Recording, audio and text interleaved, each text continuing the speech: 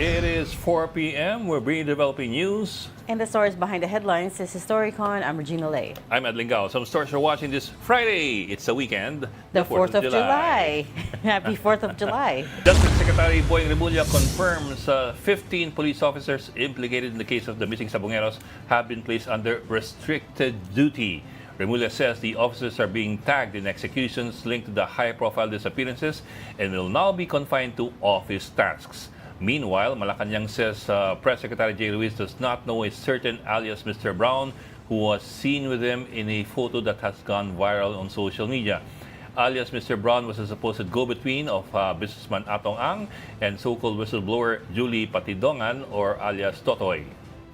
Gretchen Barreto has denied involvement in the case of the disappeared cockfighting enthusiasts or the Sabongeros. Her lawyer said Barreto was merely one of 20 investors in Sabong and had no role in any meetings or decisions involving the Sabongeros. Barreto vowed to cooperate with the investigation and urged the public not to rush to judgment. Senator Mig Zubiri has confirmed the creation of a so-called veteran bloc in the Senate composed of himself, Loren Delgarda, Tito Soto, and Ping Lacson. Zubiri said the bloc aims to defend the upper chamber as a beacon of truth, fairness, and constitutional integrity, and that they're open to like-minded lawmakers. Soto said the group could also be called the Conscience Bloc, whose objective is to ensure clean, rules-based legislation and transparent fiscal policy. The inflation in the Philippines ticked up to 1.4% in June, ending 4 months of declining prices.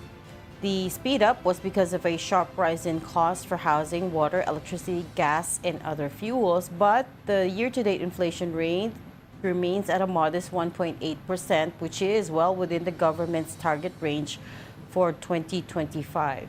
And tropical depression Bising slightly intensifies while moving over the sea west of northern Luzon. As of 11 a.m., signal number 1 is up over parts of the Babuyan Islands, Ilocos Norte, and Ilocos Sur. The southwest monsoon, enhanced by Bising, will continue to bring rains over Metro Manila, Central Luzon, and Ilocos region, and the Cordilleras through the weekend. And joining us in a bit will be Storycon's resident political papa, Ronald Llamas. Mamaya pa po yun. We clarify mo, Papa is a presidential advisor on political affairs. You're calling. He's my papa. It's a derogatory term or something. It's not. Oo nga pala. And the Philippine Star Editor-in-Chief, Ami Pumintuan. Hi, Ami. Where are you? Hi, happy Friday. O yan. Happy Friday, everybody. Maganda ang kulay ni Aming yun. No? Rust. Oh, Rust ba tawag yan? Rust? Oh, Hindi mo alam. Sasabihin mo lang orange. I know my colors. I know how to make brown and green by really? mixing primary. I paint I paint stuff. Okay. I painted my car before. You paint the town red. Would you believe I painted a car? painter ka pala noon ah. Oo. Painter siya. Nagmasila pa ako ng kotse tapos nagliha ako tapos pininturahan ko. Anyway, moving on. It's oddly satisfying, no? Doing your own errands I don't in the want to house. call it ugly. I call it satisfying. Oddly satisfying. Like yung kunyari, I was talking to Sean the other night about yung, we were having conversation about regrouting your own tiles sa bahay or ikaw sarili magpipintura. Oh. There's a lot of satisfaction in I'd call it dirty satisfaction. manual labor. No? Pag ikaw yung kaya mong gawin sarili mo, yung errands around the house. Yung magbabakbaka ng tapos kasi ako lumaki sa seminaryo eh. So naglilinis kami ng kubeta, walang skoba. Wala nga. Ano gamit niyo? Yung sponge lang. Hindi nga eh. Kung sponge, yung skoba na rin kami. Oo. Kut-kut. Gamit mo lang, ang tawag doon, muriatic. Muriatic acid? Dilute mo sa sabon tsaka tubig. Oo. Using your bare hands? Oo, dilute mo nga. Medyo makati ng konti, my pero at least gosh. alam mo pataying germs. We don't advise that, ha? That's please don't follow Ed here. Oh, niya si Ronald. Okay. Let's bring in our resident political pundit, si Ronald Llamas, who joins us via Zoom because nasaan ka? Asan ka? Hi. Ano yan? Saan ka? Ha? Huh? Bahay. At kinakailangan yung tanungin. Hindi nasaan? bahay yan eh. Mukhang hindi bahay. Mukhang bahay yan eh. Mukhang Because- hindi lalaki yung may-ari ng bahay. Because every time you're away, you're up to something. So, nasaan ka? Yeah, I'm not feeling well. Ah, okay. Oo, sabi na Totoo? nasa bahay eh. Hindi naman kayo ito ng background ng bahay niya eh. Nasa ibang bahay. Last ako Oo, may ano yan? ibang bahay, Ibang bahay ba yan? na niya ngayon eh. Kaya hindi makasagot. Tinamaan siya ni Tropical Depression Bising. Oh, ako Nako, depressed. feel- Ako, depressed ako di ba? Oo. Depression, hindi depressed. Madali ako ma-depressed. Ano ba yun? Hindi ko ma-imagine. Okay. Big story today. Walang kwenta pinag-uusapan nyo kanina. Ano bang kwento dun? It's dirty satisfaction nga. Manual labor. Uy, okay. Lots of big stories today pa rin. We're still following the tale of the missing Sabongeros. Si Justice Secretary Boying Remulla has confirmed na at least 15 police are involved. Or have been implicated. Parang Or have been implicated. administrative suspension eh. Parang admin suspension. Parang preventive admin Restricted suspension. duty. There you go. Restricted duty. Ngayon that's lang the ako word. nakarinig nun. Ano yun? Uh, Ano yung you're either restricted or you're ano eh. may sweldo ko pa rin, pero wala kang trabaho. Ano ba yung restricted duty? Parang kang restricted to quarter siguro. Sa sweldo ka, pero wala kang wala kang Hindi ko. gagawing trabaho. Bakit naka-duty? Eh, kasi sa sweldo pa rin sila. Desk work lang daw eh. Ano ba yan? Ngayon ko lang narinig yung restricted duty. Yeah, ito ba yung mga missing, ito na yung I think missing those are the Sabongeros. missing We're ones. showing videos of Those are the missing Sabongeros. missing Sabongeros. Again, 34 ang...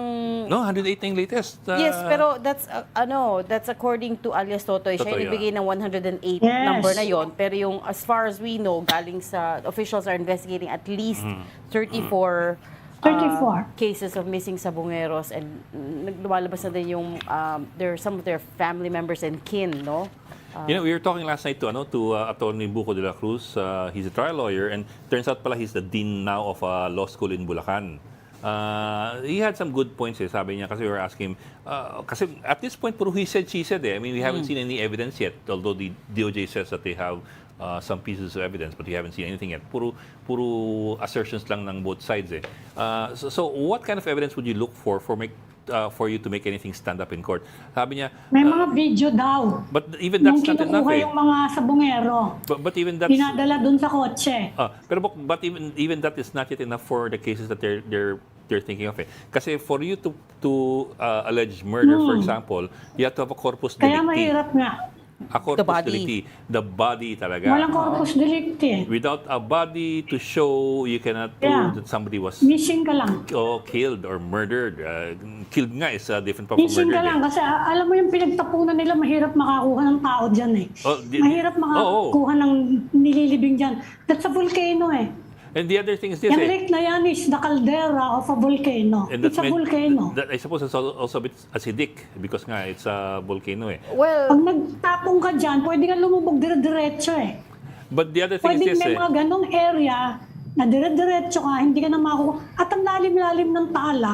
That's why it has its own aquatic ecosystem eh. Kaya katakot-takot nagre-research dyan ng mga scientist. Kakaiba yan. Kaya iba lasa ng mga isda dyan. Ganun? Hindi ko alam yun. Dahil iba siyang klase. Let's not go into the taste of the fish there. But one more thing, and I think I'm sure Ami can would agree with me on this. A body decomposes by a factor several Ang times bilis-bilis, faster when it's underwater or nakababad sa tubig. Bilis, and you're bilis. talking about Saka meron diyang mga remember, merong mga isda dyan na kumakain ng flesh ng eh. I don't want to go into that. Mahirap makita yun. well, okay. Kung hindi So, ka lumubog sa lugar na may liquefaction, pwedeng kinain na sila ng isda. So it's anyways, complicated to look for the bodies. Speculate, but si Justice Secretary Remulla did give a long interview to Christian Esguerra last night on Facts First on his podcast, during which we learned a few things, which is that, sabi ni Justice Sec Boying, credible naman daw tong si self-proclaimed whistleblower na si alias Totoy, si Julie Patitongan. Sabi niya, credible. Those are the words that he used. And I was surprised when he said that. According to Justice Sec Boying, they have been investigating this case but for a few months now, even before the midterms now. That's how they know na magsasalita itong si alias Totoy. He also said that, yes, they have on hand videos and other material evidence. It's a Text bit, messages, pwede. oo, it's a bit confusing though because sabi naman ni alias Totoy that the videos, di ba, he had a lot of phones na pinabura daw sa kanya. They were burned. Pina-erase tapos they were burned later on daw allegedly ni Atong Ang. Kasi burner phones eh. Hindi ko alam yung burner phones or smartphones. Pero the point was that marami siyang phones, more than 10. But 15 na alias lang. Totoy alleged that Atong Ang had him burn those phones. So if those phones were burned, I'm wondering where these videos and material evidence that Justice Sec Boying is saying where they got it from. Mali mo naka-upload sa Naka-upload sa iCloud. Baka may yun. kopya. iCloud. Sino yung nagko-control ng iCloud? How did they get access to it, right? I mean, if alias Totoy was only working for Atong Ang, presumably si Atong yung may control ng iCloud, right? I don't know, but Unless kumuha. Si Totoy ang kumuha. Oh. But I don't use iCloud. in any case, ito nga, so and also Justice Sec SOJ Boying said, mahirap nga to look for the alleged bodies that were thrown in Taal Lake. They are going to engage the Coast Guard and the Navy to help look. Pero as you guys pointed out, it's fresh water. It's a freshwater body of water, so the buoyancy is different. Number two, he said it's quite murky nga daw, and as Ed said, acidic. So hindi pwedeng ikakaiba yung diving conditions nun. So they have to borrow equipment Itim ang from. ilalim nun eh. They have to borrow Itim. equipment from Japan at this point. That's what he told Christian in the podcast last night. So, and hindi pa sila makastart ngayon kasi nga wala pang equipment and it's a very specialized kind of diving exercise. So they will start looking in a few weeks pa. They can't do it right now. Actually, Reg, yung sinasabi kasi na corpus delicti, we have to ask a lawyer, a criminal lawyer, ano talaga yung ibig sabihin nun. Pero hindi absolute kasi yun eh. Dahil it's ang not absolute. nire-refer na body is also a body of evidence. Kung overwhelming evidence, kahit wala physically yung body, ay pwede kang makonvict. Combination ng circumstantial, testimonies, etc. So, hindi siya absolute. Yeah, Yung, it is not absolute. But corpus delicti is not but you can imagine how much more difficult it is if you don't have a body to show or to prove with which to prove the death. Marami kasi na-convict na wala yung body physically. Halimbawa, sinunog, kinremate yung body, etc. Marami nangyayaring gano'n eh. O kaya sa tubig, no, etc. No? So, hindi siya, sinasabi ko lang, hindi siya absolute. Pero Correct. ayun nga, talaga na mayroon tayong criminal lawyer para ipaliwanag ano yung ibig sabihin talaga ng body of evidence. No? Hindi siya physically yung body lang. It's a marami siyang ebidensya na pwedeng ipagsama-sama. An example of that would be what happened to Rinaldo Momay, the 58th victim dun sa Maguindanao Massacre. His body, siya lang ang hindi nahanap eh. His body was never found. So for more than a decade, his case was not included in the Maguindanao Massacre case. So yeah, He was just tagged as missing. Nahanap na yung what they suspect to be his false teeth. But his body, the body itself was never found, and yun ang hinanakit ng anak. So last minute na ihabol na finally declare ng court, sige, we'll consider that na rin. Pero in the final judgment of the conviction, hindi pa rin siya nakasama sa case. So in limbo yung pamilya. And to this day. Kaya wala To this day, siyang in limbo. compensation. Walang compensation si Momay. Yung si Reyna Fe, yung anak. And they never found the body. They never found any trace. Humanity. Parang They never found the body. humanity. Parang hindi naman mahanap lahat ng body eh. Dahil nga pineke yung mga autopsy, pineke yung mga, di ba lumabas pa nga na namatay sa cardiac arrest kahit may tama ng bala sa ulo. So yung ganun ba? Yung talagang binabo yung ebidensya. Maraming ganun. Well, what complicates this further is si alias Totoy admitted he didn't see Ayun pa. Kitad ba yan? the Sabongeros being killed. Hindi rin niya Hindi nakita, first hand. hindi rin niya na-witness with his own eyes the bodies allegedly being dumped sa Taal Lake. So, at this point in time, we don't have any witness testimony. And yet, Diba, sabi ni Remulla, may mga iba pang testigo. yes, Hindi, yes. hindi lang isa yung testigo eh.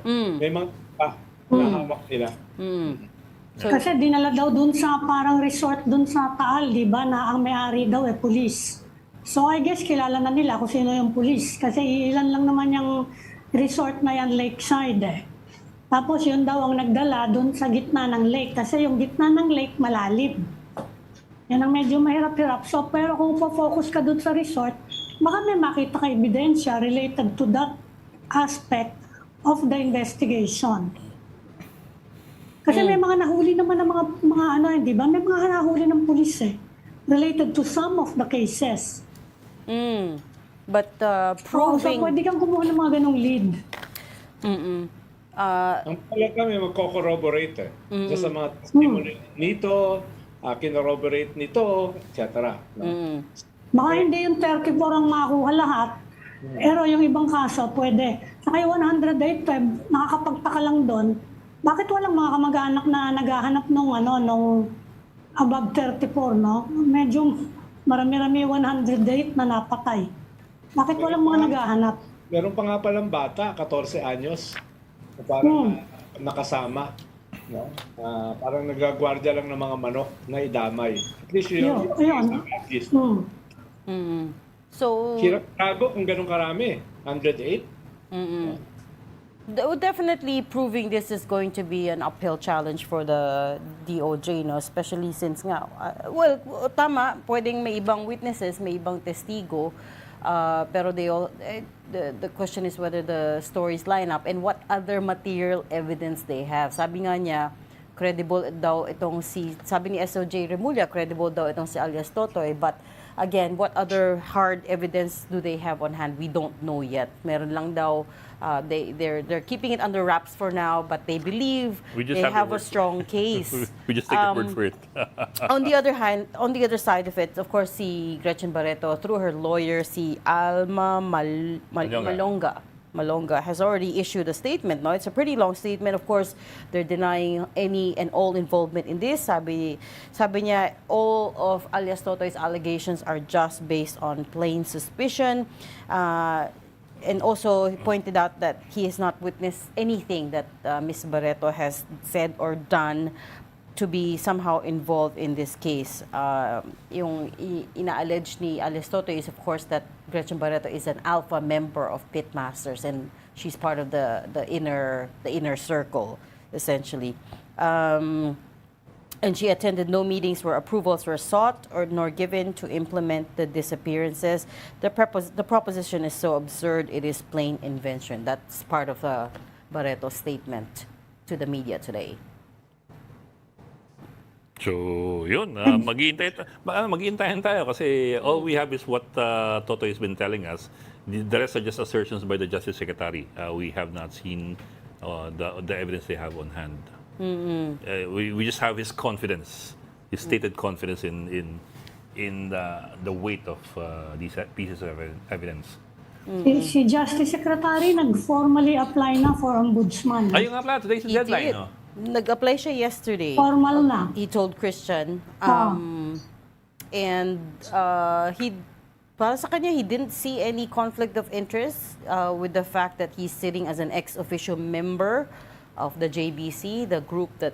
Mag-i-inhibit ka naman pag gano'n eh. Oh, yun nga ang sabi niya, baka di naman niya siya sasali sa pag-craft ng shortlist that is to be given to the president so the president can choose from that shortlist sino yung maging ombudsman. And when Christian asked him ano yung motivation niya for applying to become ombudsman, he said, well, he's done every government public From service congressman role to- there is. Congressman, governor, mayor, I think mayor din, no? I'm not sure about mayor. Anyway, local government, he's served in the cabinet, and in his mind, parang this seems to be the the appropriate next step, right? And also he was talking about when he was still in law school, naisip niya the ombudsman is the check and balance, right? The buck stops with the ombudsman, and to him it has a higher purpose. So Kamusta In theory yun, in theory. kaso niya daw sa ombudsman? May kaso ba siya? hindi ko alam eh. We're gonna Sabi ni confirm Edna, that. Wala No, it akong was not me who said it. It was natatandaan. Ron who si said Ron that. na ba yung nagsabi? Ikaw yung nagsabi nun, may kaso, Ikaw right? nagsabi nun eh. Ano yun eh, Ngayon tinatanong mo kami.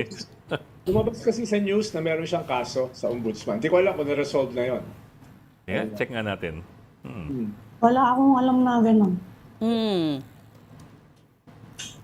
But yes, so in any case, again, si Ombudsman Samuel Martirez is stepping down July 27, so we should have a decision on that soon. No word yet kung sino yung nire-recommend niya to replace him as Justice Secretary.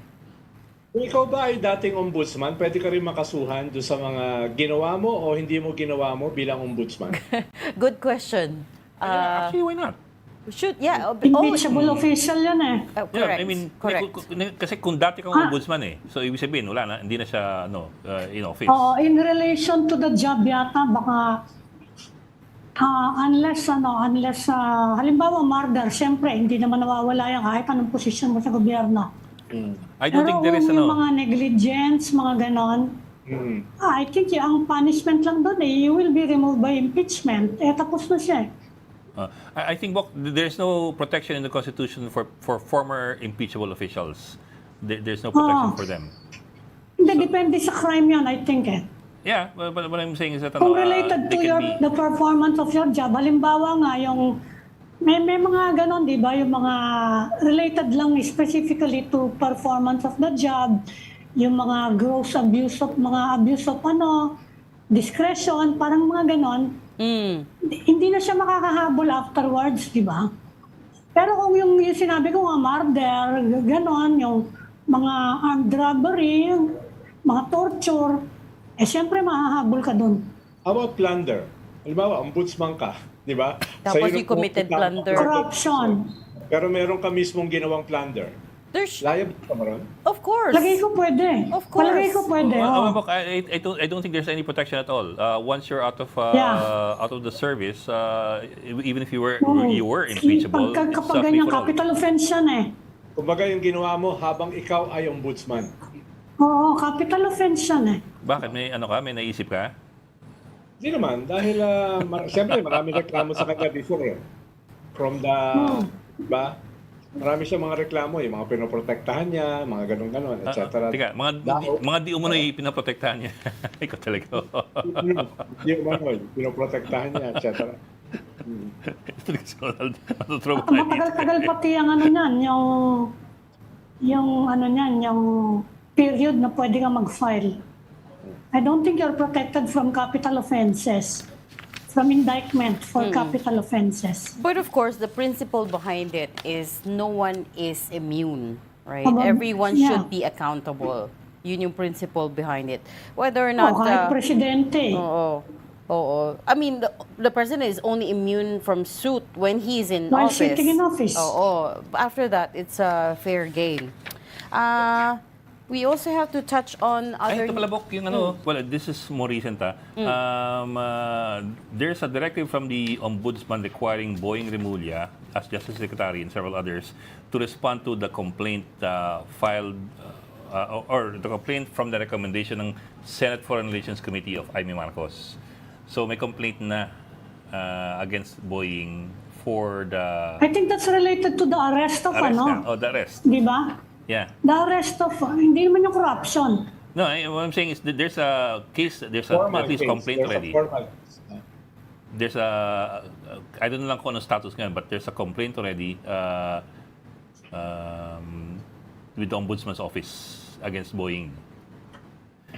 Respondents are Kaya nga, related Remulla, yan sa arrest ni Duterte, di ba? yeah. Respondents are Boying Remulla, John Rick Remulla, Marfil, Nicolas Torre, and Lacanilao. But did that Of move grave forward? misconduct? I don't know I don't have an update on that The complaints are grave misconduct and conduct prejudicial to the interest of the service. Arbitrary detention, usurpation of functions, grave threats. Marami siya. And this was only nung May. Yes. Sinong complainant? Senator, Mukhang Foreign Ivy. Relations Committee. On May 6, Martires ordered the officials to file their counter affidavits. Yes. Kaya nga, Tumanda siya. wasn't that one of the output from the Senate Foreign Relations Committee hearing that Senator Amy What I Marcos mean is, I held? don't know if there was a complaint filed by the Foreign Relations Committee or nag-motu proprio si Hindi ba personal Martires. complaint yan? O yung committee mismo, wala eh. Ang nangyari lang si Amy submitted the report to the ombudsman Yeah. and recommended filing. Pero yung Hindi sa committee yan, sa kanya yan.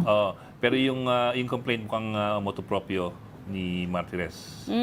Motu proprio niya yun. Okay. Sa bagay, yung committee naman usually they just recommend it. They don't file the cases themselves. So yun, meron kang pending. With ombudsman. Quite recent. Nung May lang.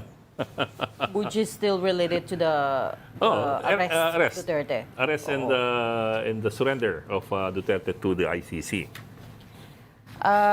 Other news today, si Philippine Coast Guard spokesman Jay Tariela has sued the vlogger Sasot, si Alan Troy, I think his real name, Alan Troy Rogando Sasot, for Cyberlibel.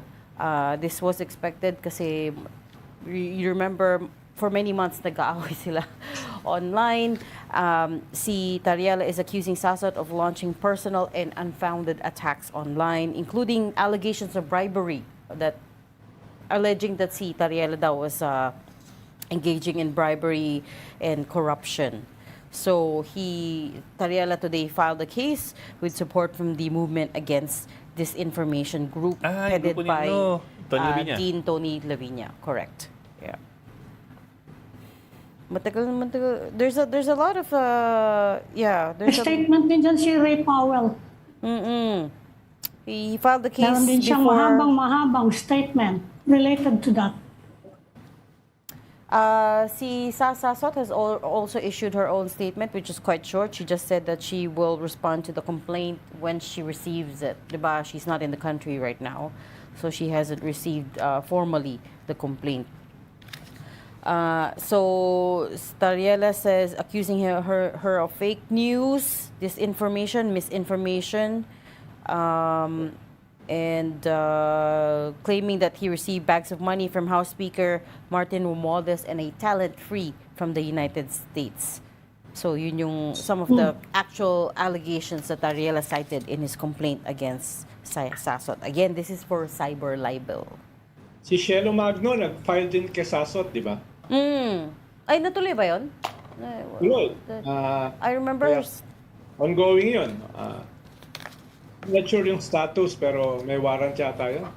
May warrant? I'm not Ay, sure. nasa abroad naman siya. Nasa China yata. Sabi mo nga, but I haven't been able to prove that. Di ba nasa US? I doubt it. No? Ang alam ko nasa China. Pero pwede natin itanong sa Bureau of Immigration. Well, I don't know if they would know because she could have left for the US or for China pero moved countries after that, right? Pagpunta sa country na walang extradition. Sabi mo nga. And then just lastly, sa economic news, we have inflation ticking up to 1.4%, which is still not bad considering that 1.3% lang the previous month, and that's still well within the target. Sabi na, yung food inflation is actually only 0.1% last month. So sabi ng gobyerno, these are all the interventions that we're doing that has helped bring down prices. On the other hand, you know, ano yung tumataas? The debt stock. The government debt has ballooned to 17 trillion, almost 17 trillion pesos as of end May. 16.92 trillion actually, to be precise. That's higher. Well, that's a record debt right now, right? So they're trying to. That's off the back of capital raising efforts by the government. So bumibili ng dollars and trying to fund all of these infrastructure projects. But unfortunately, the dollar has gotten stronger in the previous months and the peso has gotten weaker, so that hasn't helped things. Okay, let's go for a break. Yes, because I thought we were bringing in a guest, but we're going to go for a break right now. You're watching Storycon 1 News. We just need to take a very quick break. Please stay with us. We've got developing news in the stories behind the headlines. Welcome back to Storycon, the Story Conference. I'm Ed Lingao. And I'm Regina Lay, still with us. Ami Pamitun of the Philippine Star and Ronald Llamas, a resident political pundit, joining us via Zoom. Also joining us via Zoom is Attorney Gilbert Andres. He's an ICC accredited lawyer. Good afternoon, Attorney Andres. Kamusta po? Hi, sir. Good afternoon. Hi, Attorney. Ed and Ami from the Netherlands. From the Netherlands. Ah. Yes. Sir, may update daw kayo. DCC, document containing charge, will be filed by the prosecutor this Friday. Anong sabihin nun? Kasi we thought na yung umpisa pa lang, when Duterte was brought there and made to face the ICC, we thought that was already the presentation of the articles, or not articles, the charges. Okay, Ed, actually, it's a bit reverse here, if we compare it for our domestic proceedings. Because in our domestic proceedings, there's the information that's filed in court. Then the judge will actually issue an arrest warrant. Then the accused will be arrested. But here, it's the reverse. Actually, there was the arrest warrant issued by the pretrial chamber. And Mr. Duterte was arrested legally, under international law and Philippine domestic law.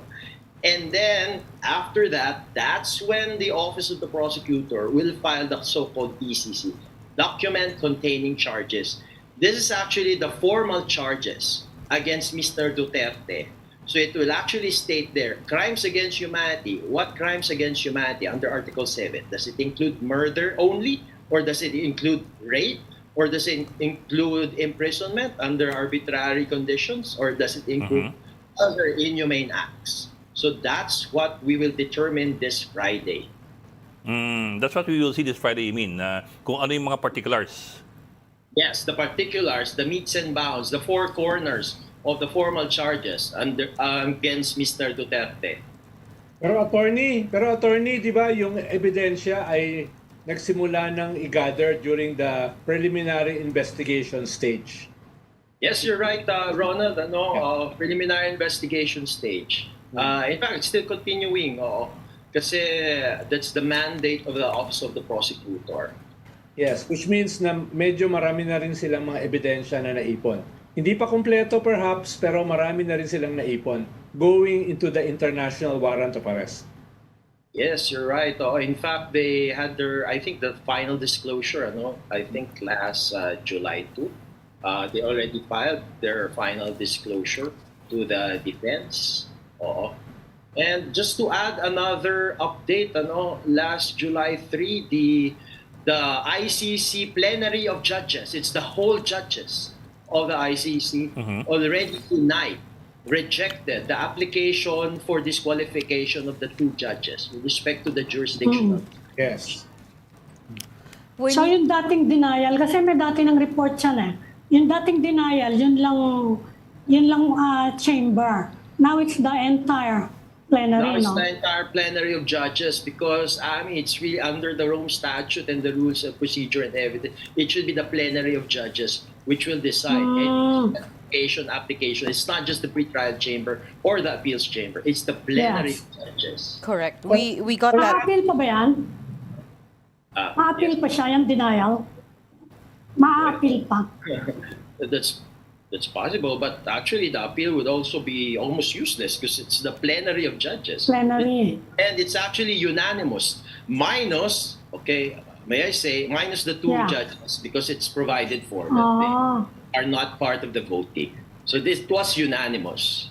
And I understand why it was unanimous because it will actually limit the judicial power, authority of the judges. Bali lang siya, sir. Issue, attorney.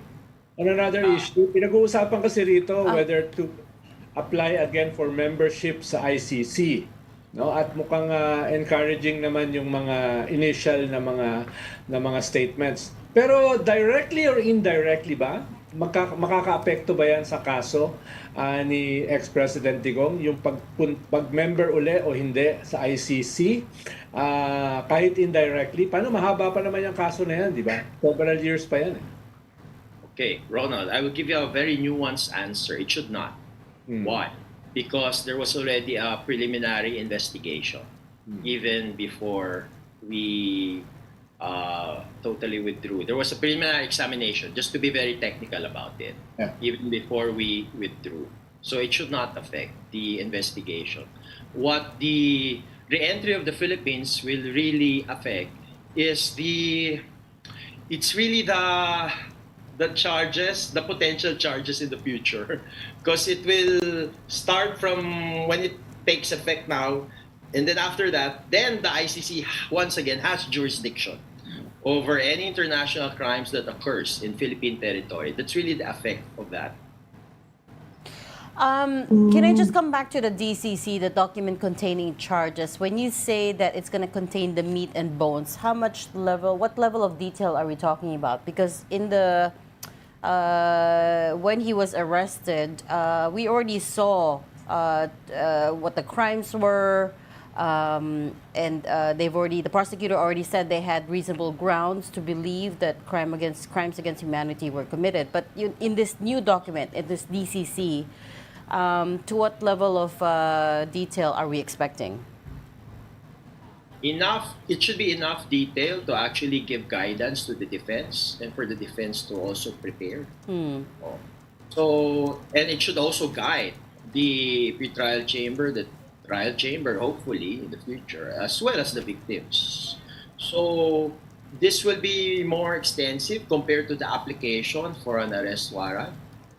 Because if you remember, in the application for arrest warrant, there were actually three incidents under crimes against humanity. It was not just for murder, it's also for rape, and also for, I think, other inhumane acts. But not included in the arrest warrant, it's only for murder. So one of the questions that we look forward to be answered is whether it will also include arbitrary detentions or rape or other inhumane acts. So it will be more detailed compared to the application for the arrest warrant. Will it contain specific cases? Will we know about the specific cases that the prosecution will be presenting? Yes, you're right on that, Regina. It should contain specific incidents that are emblematic of the thousands upon thousands killed under the war on drugs. But let me reiterate this.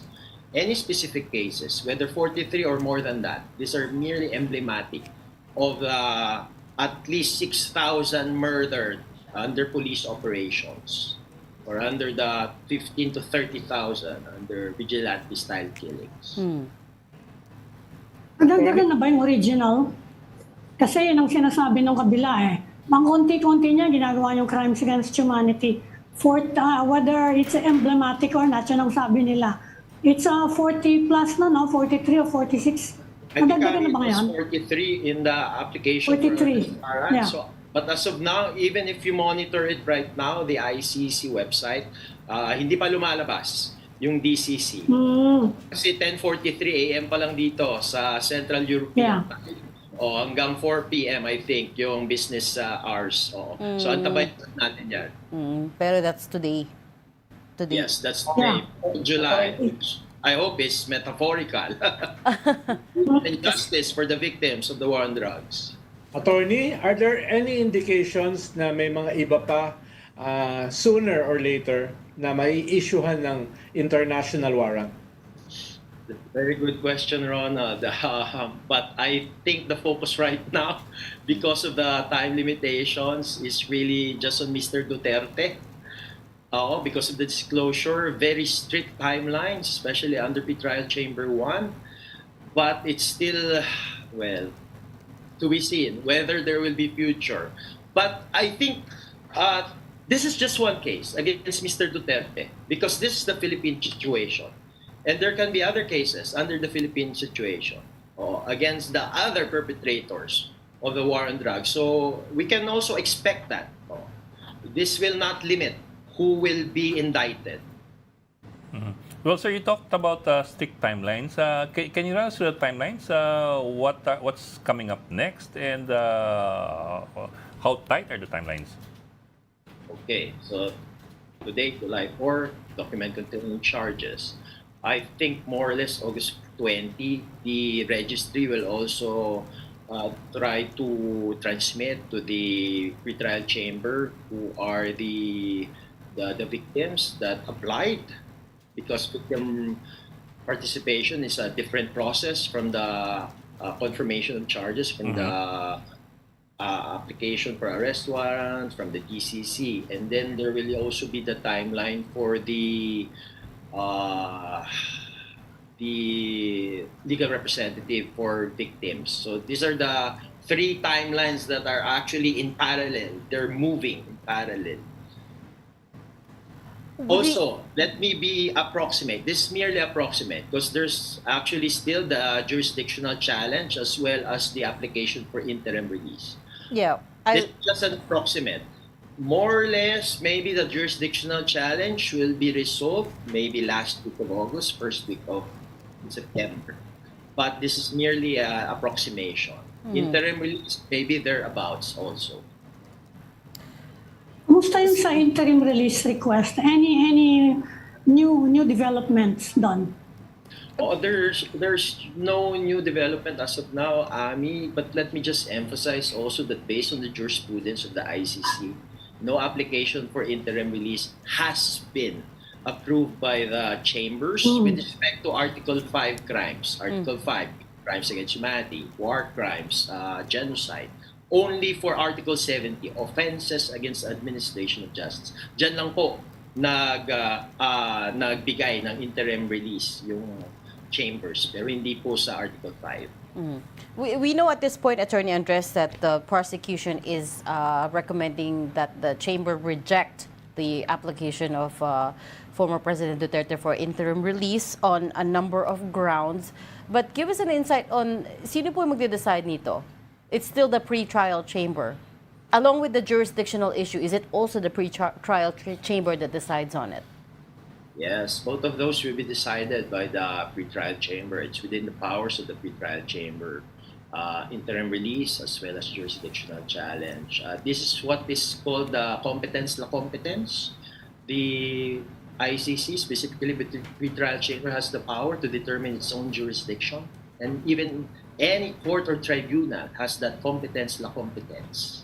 So, antabayan po natin yan at maging decision. And when you say your approximation for the timeline is last week August, first week September, what needs to happen between now and then?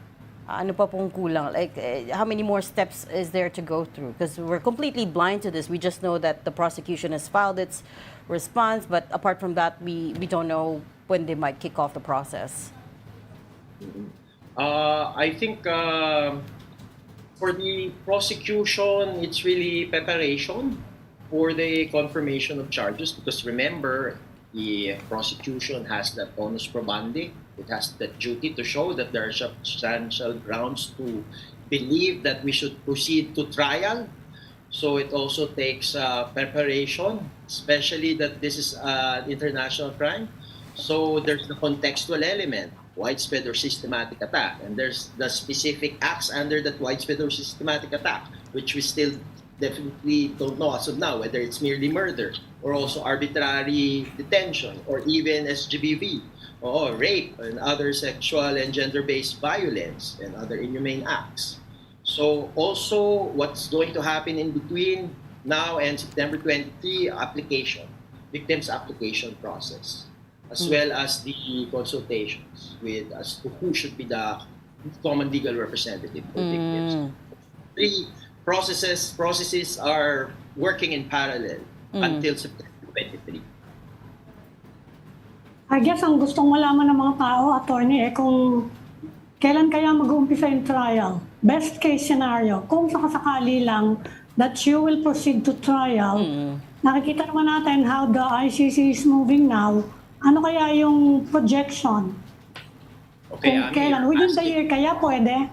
you're asking a very specific question, a technical question, trial, ano? Kasi we're presuming it will proceed to trial, yeah. and I really hope it will proceed to trial. Yeah, Because kung sakali lang, yeah. After September, the pre-trial chamber has 60 days to determine, to actually determine and issue its resolution as to the confirmation of charges. And hopefully, if it will proceed to trial, more or less, it will be next year. January or Next February year. of next year. Yes, January or February of next year. Hopefully. Attorney, kamusta ang sitwasyon dyan physically sa The Hague? Tuloy pa rin yung mga rallies ng mga supporters ni Digong. Paano ang alam ko, nagreklamo yung mga residents dyan doon sa I think wala na pong masyadong mga kababayan, no? Doon sa Copenhagen, I may be wrong, pero at specific times na alam ko, dates, wala masyado, ano? In fact, kung tinan mo yun yung Malifield, wala nang masyado, nagmo-mobilization, hindi ko alam, baka nagpapahinga lang siguro muna. Yung mga supporters ni Mr. Duterte, Pero I also want to emphasize, Ronald, our kababayans are really exercising their freedom of speech and freedom of expression and freedom of assembly. And kudos to that. It's provided for under the Dutch Constitution as well as the European Convention on Human Rights. But the question is, was the right to life, liberty, and security of our kababayans here in the Philippines, was it respected during the time of the war on drugs under Mr. Duterte? And it was not. Kumusta yung mga witness? Kasi naghihingi ng protection for some of the witnesses. Ano bang kayang gawin for them ng ICC mismo? Right. Ganito, Ami, this is the nuanced approach. The ICC has that protection duty, but it's very specific if it's a dual role witness, because it has a protection duty for witnesses. And if it's a dual role witness, meaning to say the witness is both a victim as well as a witness. Talagang heightened yan. Yung duty to protect. Nandyan din sa victims, but as of now, wala pa kasi yung talagang approved list of victims for the participation, to be technical about it. Yes. They're still in the process of applying for victim participation. Kaya ang generic lang na protective duty, do no harm, never disclose the names of those who apply. Never redact it. If ever. Redact it always. Unless, victim under the, may ABC kasi na process, Ang A talagang swak within the DCC. Yung B talagang labas sa DCC. Let's say, namatay noong 1901. Obviously, labas yan. Or yung C naman, hindi pa alam ng registry whether labas or pasok. So yan, i-reveal yan sa pre-trial chamber. As well as defense for naka-redact yun. Kaya that's the do no harm principle. Kaya for us, center law, we don't just disclose, and we never disclose the names of the victims. Right. Even the number of the victims we represent, we never disclose them. Okay. Center law, I defend peace. Okay, just very quickly, one last question, Attorney Andres. I wonder if you could help us understand yung kaso po ni former spokesman Harry Roque. Because on the one hand, you have Justice Secretary Boying Remulla saying, as far as he knows, na deny yung asylum application ni Harry Roque, and then Harry says, no, that's fake news. He is still legally, he has legal status in the Netherlands, and in fact, he has been moving around between the Netherlands and Germany. But also, on the other hand, the government here is trying to cancel his passport. So how does all of that work? Do you have any insights on that? Siguro, Gina, this is the point where I will need to drink water. No pun intended. Full disclosure, si Harry, tama sir, no? One of the founders. Former colleague niyo po, yes. So, colleague. Ninong po. Full disclosure. Yes. I think, the complication there is there's an interplay of three systems. The Dutch legal system, the Philippine legal system, as well as the Dutch asylum regime. So, an international law. So, there's actually an interplay of three systems. But the limitation in whatever opinion I can give is that I don't have any facts as of the moment, proven facts, established facts. So, yun lang po yung problema doon. Oo. Wala po akong facts talaga kaya hindi talaga ako makapagbigay ng informed opinion on that. But I will also want to say that wala kaming any interactions with Mr. Harry Roque. Sir, hindi nyo kinukumusta ninong nyo? Attorney, parang bihinis yung pagkakasabi niya. Pinag-pray. So, ganun na lang. Pero bihinis, Pinag-pray. Pray for one another naman, Okay. di ba? Oh. You don't bump into him there, sir? Kasi, Hindi, laki talaga ng danhak eh. Sa Netherlands o ng Europe, hindi pa nakapag-bump po. Siguro tutunan lang ng 1 second, ganun lang po. Galing talaga umiwas si attorney. Puntahan niyo sa tulip fields. oh. Oo, baka ibang tulip fields yung pinuntahan, Okay, we'll leave that there. Thank you so much for your insights today. ICC accredited lawyer attorney Gilbert Andres. Salamat, sir. Thank you, sir. Thank you. Ingat Thank you, po. attorney. Buhay po tayong lahat. Okay, that's all the time we have for Storycon today. Nawala na si Ami and si Ronald. But Ronald, feel better soon. And also, thank you. Oh, where's he? Ano pa? Ito pa kami. Yun. Yan pa kami. Agad eh. Ronald Llamas, a resident Yeah. political pundit. Feel better soon. Ami Pamintuan, editor-in-chief of Philippine Star. I'm Regina Lay. Join us again Monday, 4 p.m. for Storycon. I'm Ed Lingao. We are One News, all sides, all the time. Happy weekend.